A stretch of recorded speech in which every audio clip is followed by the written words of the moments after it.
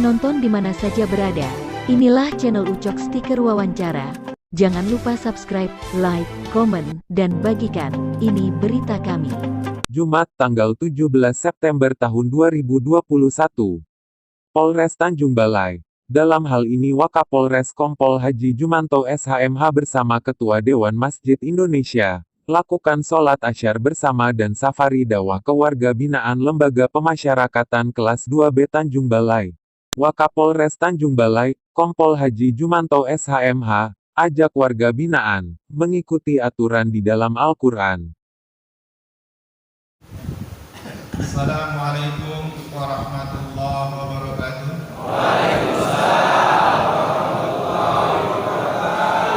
Alhamdulillahi alamin. Wassalatu wassalamu ala asrofil anbiya'i wal mursalin wa ala alihi wa ashabihi ajma'in.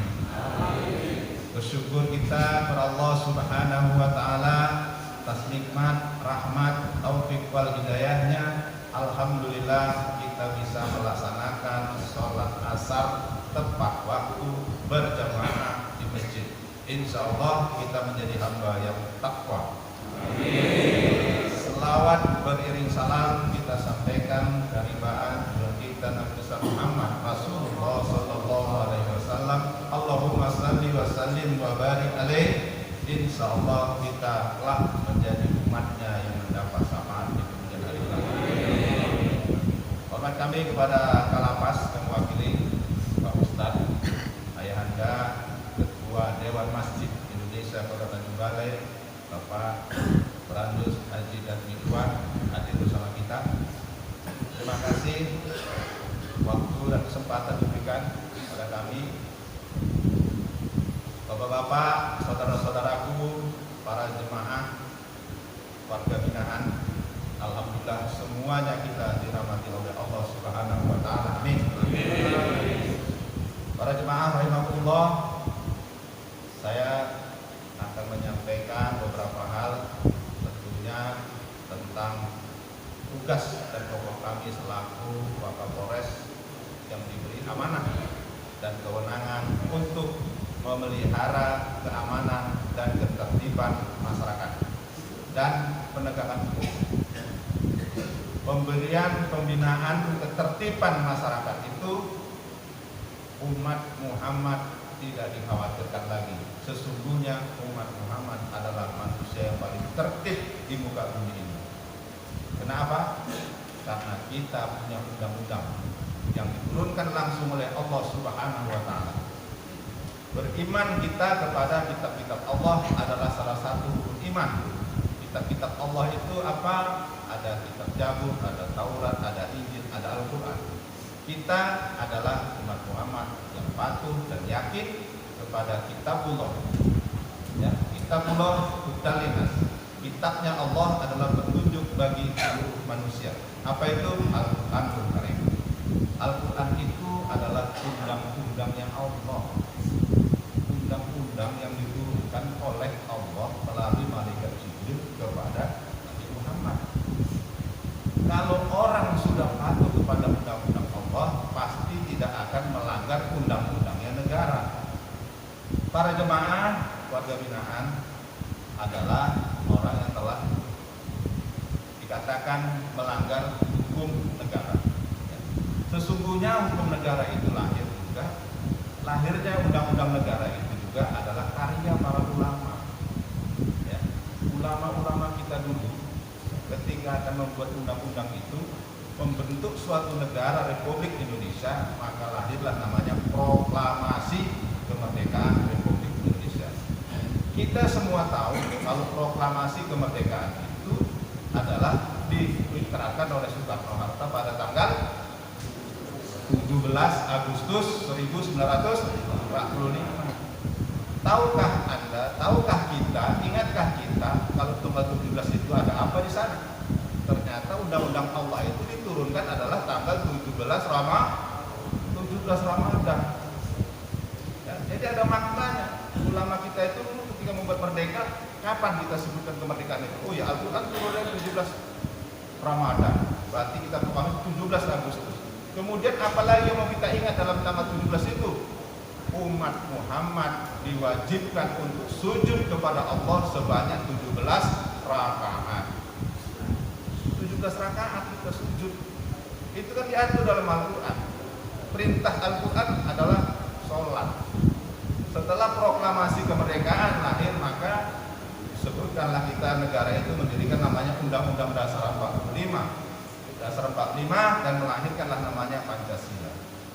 Pancasila, kenapa disebut Pancalima? Karena rukun Islam itu ada 5. Jadi semua berkaitan.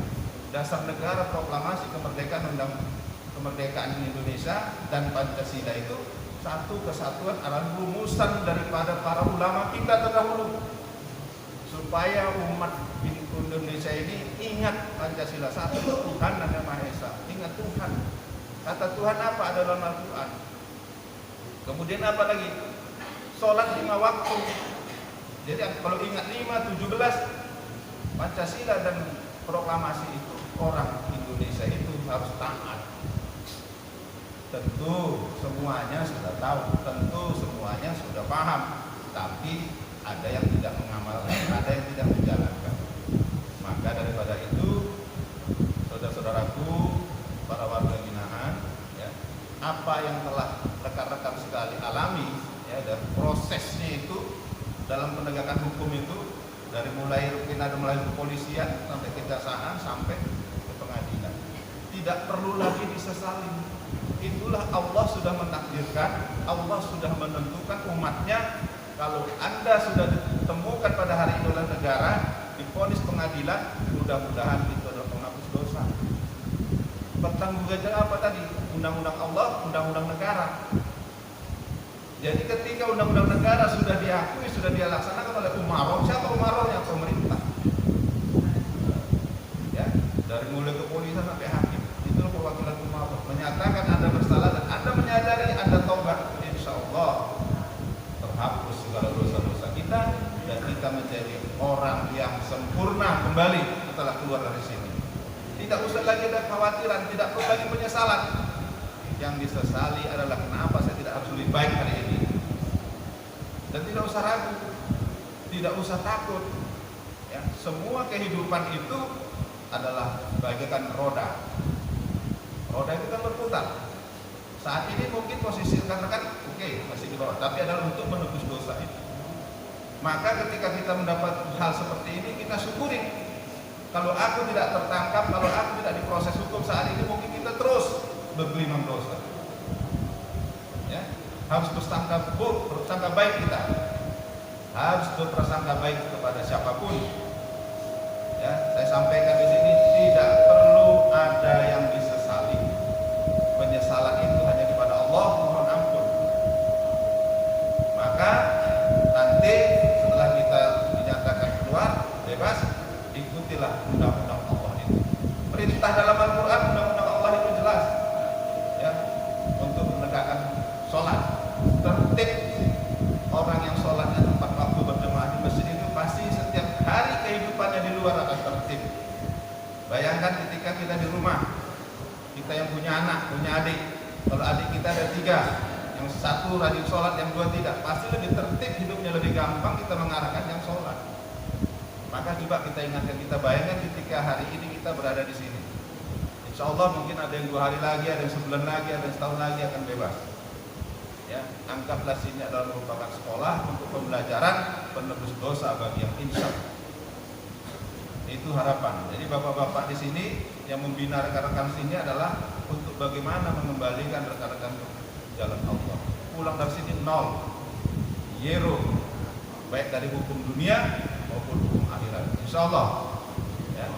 Jadi harapan kami jangan ada kata penyesalan, frustasi. Ya. Tidak ada. Semua manusia punya pengalaman hidup, semua manusia punya cobaan, semua manusia punya ujian. Ya.